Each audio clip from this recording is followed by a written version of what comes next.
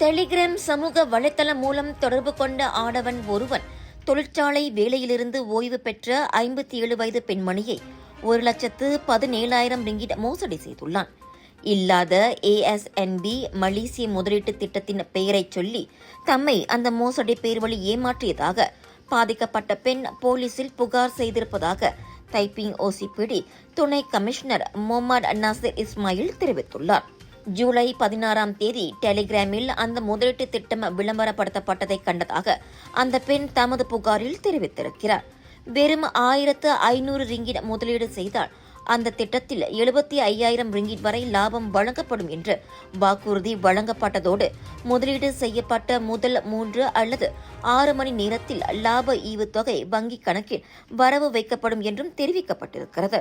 இதை நம்பி அந்த பெண் ஜூலை 16ஆம் தேதிக்கும் ஜூலை 22ஆம் தேதிக்கும் இடையே 1,17,375 ரிங்கிட்டை 9 வெவ்வேறு வங்கிக் கணக்கில் பட்டுவாடா செய்துள்ளார்.